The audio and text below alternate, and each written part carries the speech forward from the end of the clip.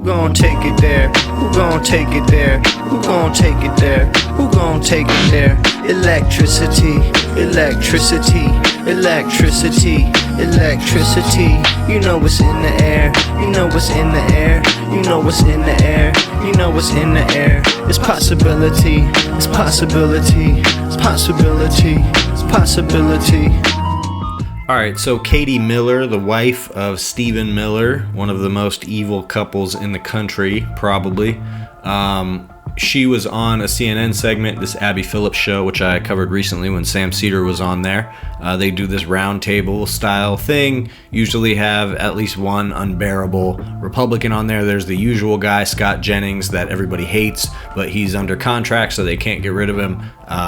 And then in this episode, they had him and Katie Miller on at the same time, and she is just quite unbearable. I mentioned one other segment that she did where she was debating with Cenk Uygur and others on a Piers Morgan panel, and, you know, she threatened him with deportation, essentially, you know, saying he better have his papers straight. But also, she just is quite uncharismatic and just not very good at this. I don't really know why she keeps doing shows, because she doesn't really keep her cool very well. And in that case, it devolved into her kind of issuing threats. And it gets close to the same thing here in this segment, where she essentially calls out Jennifer Welch, who is the I've Had It podcast host, along with her co-host. And she has, you know, been a harsh critic of the Trump administration, calling them fascists and not being afraid to go after the right in that way, which has made her quite popular. So Katie Miller calls her out here and actually compares her to Nick Fuentes on this segment of Abby Phillips. So let me play that real quick, and then I'll play Jennifer Welch's response to this, which I think she did about as well as she could have.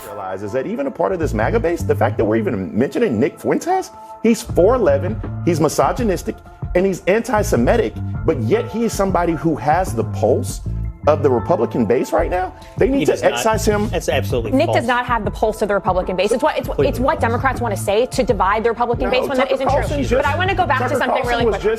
Tucker Carlson was just bowing in front of him. Tucker Carlson hosted him on his show. He did not bow, nor did he kneel. But you mentioned you mentioned J.D. Vance, and he also did not denounce Tucker for hosting Correct. Nick Fuentes. I mean, what are we talking about? So what does it say that Vance didn't feel like part of what if he wants to lead the Republican Party, part of what he has to do is to police the boundaries of what's acceptable and what's not, and not say, hey, Tucker, unacceptable. Don't do that. It's not up to you or myself to police speech in our country. I mean, shouldn't it be up to J.D. Vance to say this is not part of our movement? Are you okay? Are you okay with Nick Fuentes? Here we go. I'm a Jew. Do you want to go there? And let's say this. Yeah, I just asked the question. Was yes or no? Yes, I'm okay. If Nick Fuentes Fuentes wants to be able to speak freely in our country, he has every right to do so. Do I agree with his views? Do I think that they should become mainstream in our country? Absolutely not. But hold on. I really want to go back to this for 1 second. But this isn't about whether he can speak freely. It's about whether someone like Tucker Carlson, who is a very powerful force in the conservative movement. You host people on your show all the time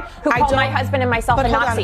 So how is that any different from Tucker Carlson going on Nick Fuentes having Tucker Carlson on his show? It's not different. He's actually anti-Semitic. He's anti-Semite. A Hitler admirer. Nick Fuentes is actually a Hitler admirer. But he literally is not a good That is a different thing. Excuse me, you have Jennifer Welch on your show very often, and you've never pushed back as she has called my husband a white nationalist. Hold on. That is no different than Nick Fuentes going on Tucker Carlson's show. It's not, and you should admit it. Well, hold on. How is it anything similar? It's not remotely similar at all. Nick Fuentes sits around and says that he likes Hitler. How is that similar to... What does Katie have to do with it? What does she have to do with it? Hold on. She has nothing to do with it. Literally nothing. Scott, Katie is the person who just said to me that it is comparable to say that Nick Fuentes, who is literally a neo-Nazi, is the same as somebody, a liberal, who has an opinion, who is not a neo-Nazi. They are not a hateful opinion. The same. How do you want? Excuse me. Let's go back to this point one more time. But Nick Fuentes can espouse an opinion on Tucker Carlson's show. It is not the same. And he didn't push back the same way you didn't push back when someone called someone in my family a Nazi. It's not different. Hold on a second. It's not. If someone comes on this show and says, I love Hitler and I admire what he did, they would never, first of all, I would never invite them on the show and they would never be invited back. So those two things are not the same thing. But yet you've gone on Jennifer Welch's podcast. It's the same thing. They are not the same thing. But Katie, but hold on, Katie. No, we can do you believe that Jennifer Welch has a right to say something negative about your husband? The same way Nick Fuentes has the right to say what he wants to say. So you think that it's okay? Hold on. Do you think it is okay for Jennifer Welch? Is she allowed to say something negative about your husband? Absolutely, and it's your job as a moderator then to push back. So that's the first thing. It's the same way you're asking Tucker Carlson to push back against Nick Fuentes. But hold on, Nick Fuentes. Is it not different? Nick Fuentes is espousing. He's not describing someone else as a Nazi. He is saying, I admire Nazis. You don't think that's a different thing? Do you believe my husband's a Nazi? You allow someone on your show to say it. Do you think those things are different or not? I don't think anybody around me. Equitable comparison for Nick Fuentes to go on Tucker Carlson's show as you to have people to have on your show. You are making a comparison of two things that are not in any way the same. I acknowledge and listen, when it's people happened more than once, Abby. But hold on. At one point, it's a common occurrence. When people say their opinions, I don't endorse them. But I also am not responsible for their opinions. So doesn't that apply to Tucker Carlson? That is different from a person themselves describing themselves as a hate monger. Is Tucker Carlson responsible for Nick Fuentes' opinions? But hold on a second. I am also not a Republican Party official or a Democrat Party official. Neither is and Tucker so I'm Carlson. asking you about you as a Republican and who you think is the leader of your party, right? Right now it's President Donald Trump. And I'm asking your opinion. Your opinion, okay? If you think that J.D. Vance is that person, do you think that he should be sitting at a table and nodding along with Nick Fuentes? Yes or no? I don't believe J.D. Vance has ever sat and nodded along with Nick Fuentes. Do you think that Tucker Carlson? Do you think it is okay for J.D. Vance to think it's okay for Tucker Carlson to sit and nod along with?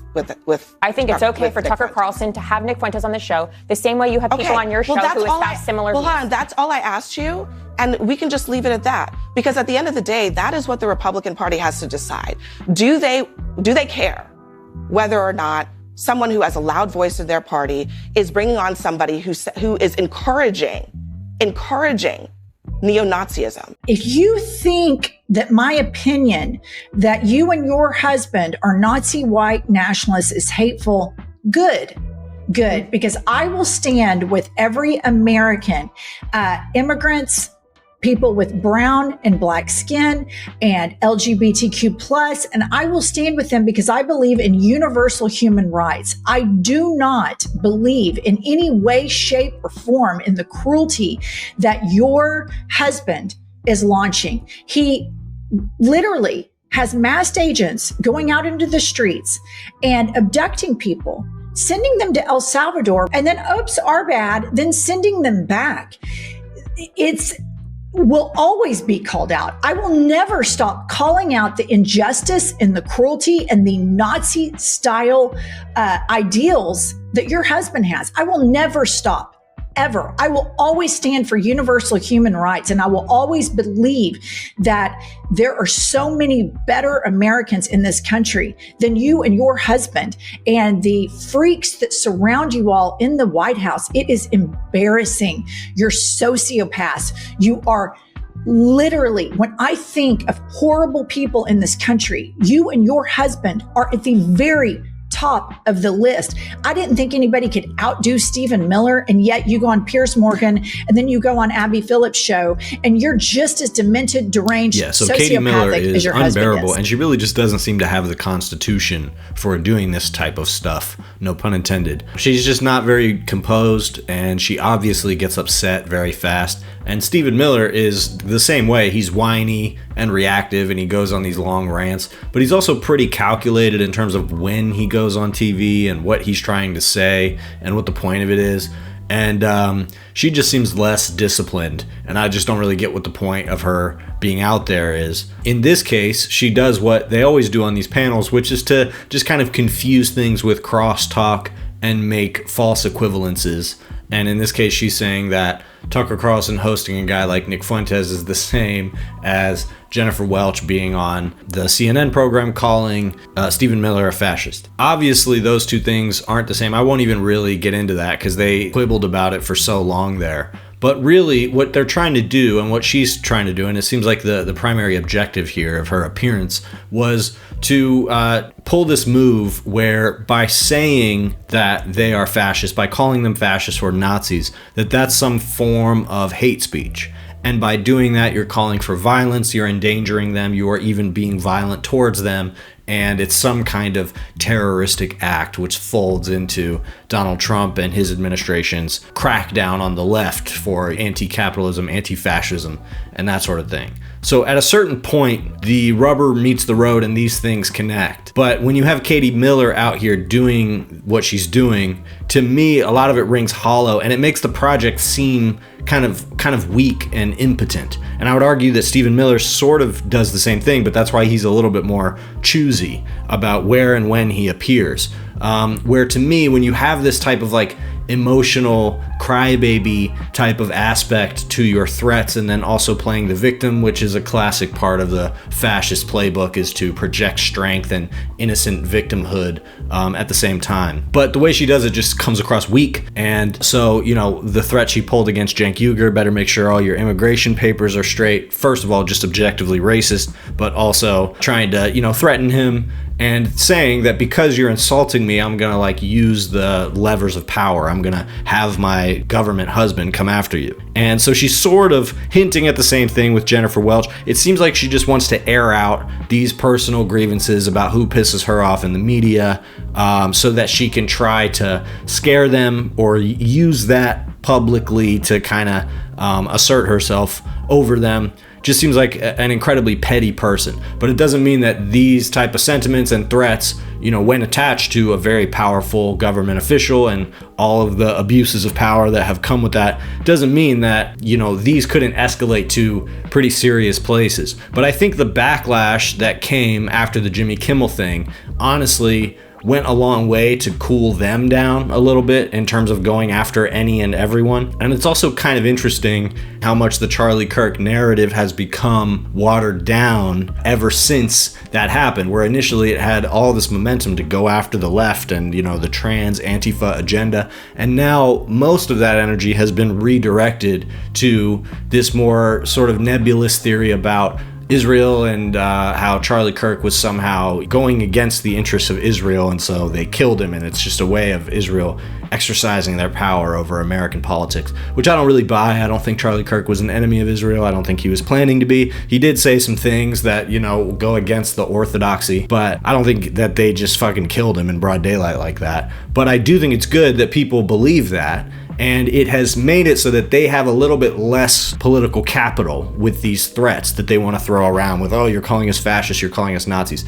What that depends on is it depends on people feeling personally offended by that. So people in the base that feel like they are also being called fascists and Nazis, which in a lot of cases I think is fair, because I think that if you're supporting a certain fascist policy or something that Nazis would do, like what ICE is doing currently, if you're arguing for that, I think that that's just fascist behavior. But at the same time, it's their most powerful rhetorical tool in rallying people in favor of their fascist crackdowns on left-wing ideology, is to personalize it. And so that's where I think Katie Miller is maybe trying to do that, but isn't good at it at all. She doesn't come off as relatable at all. But that's the project, and it kind of doesn't matter if she sucks at it, just like it doesn't matter if Stephen Miller sucks at it, because they're going to just keep trotting themselves out. It's this endless cycle of these type of conversations and crosstalk that is meant to, draw these false equivalencies and say that the creeping fascism and neo-Nazism